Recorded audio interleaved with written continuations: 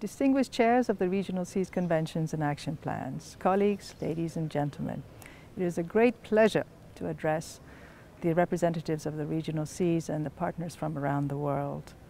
We meet when the world is at a crucial stage in its journey towards agreeing on a universal set of Sustainable Development Goals and agenda for the next 15 years.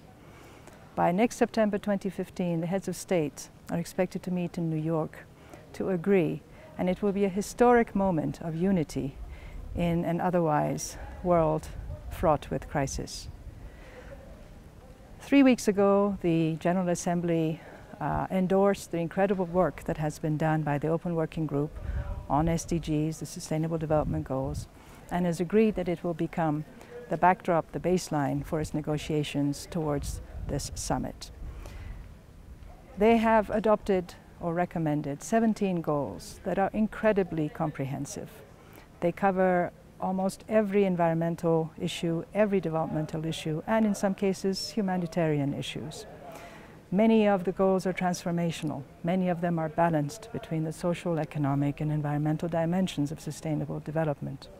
In addition, they have agreed to 167 targets that provide a very wide range and coverage of all the agendas that many multiple stakeholders have brought to the forward, from governments to civil society to private sector. But a lot more work needs to be done. First, the global agenda itself needs to be negotiated, fine-tuned, refined. And there are certain key elements that are still left to do. One is that we have to make sure that the global agenda builds on existing commitments. And in that sense, the role of the Regional Seas Conventions is crucial. Are the goals and targets that have been proposed building on commitments already made? Also, we need to be looking at whether these goals and targets are truly integrated. Do they bring the social, economic, and environmental issues together into a whole package so as to address the root causes of the problems and in that sense arrive at sustainable, irreversible development and progress? Thirdly, the targets very much need a lot more work in terms of becoming more measurable, more time-bound. Indicators have to be developed.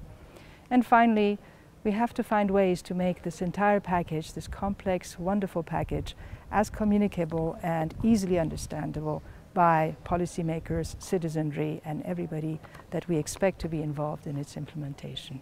And while the global agenda is being negotiated and fine-tuned, many of us, many existing institutions such as yourselves, need to also look and be prepared on how to implement these goals. There are at least 4 key elements to your deliberations that I would like to suggest.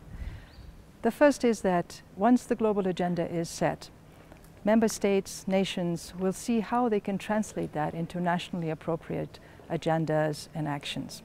In that process, it is vital that the regional aspect is not forgotten. It is vital that issues that require transboundary cooperation, transnational implementation are fully taken on board as priorities, and the role of the regional seas is crucial in this regard.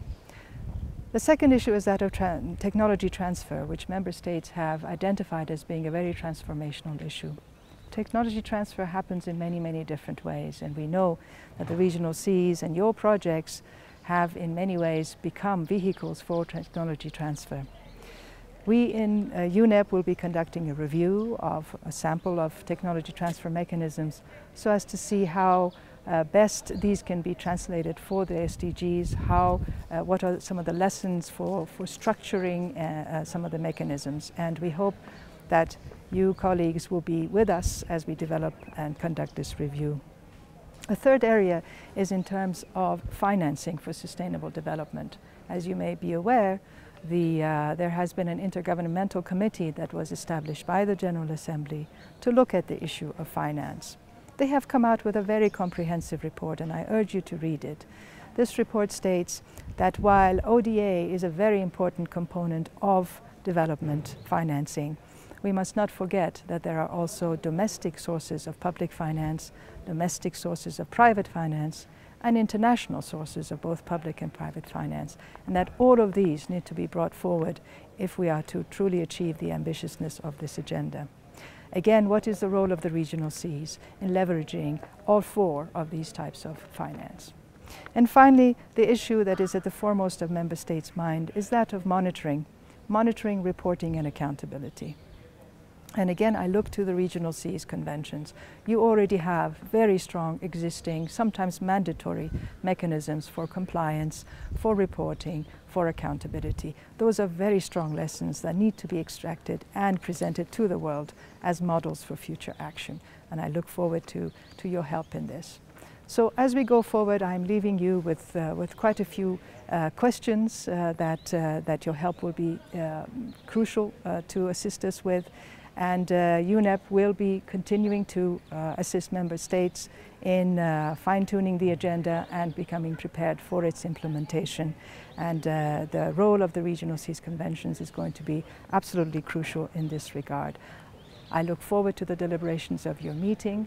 I wish you the best of success, and I look forward to continuing my interaction with the executive secretaries and the coordinators. I wish I could have been there in person, but I very much trust that you will have a very good meeting, and I look forward to the results.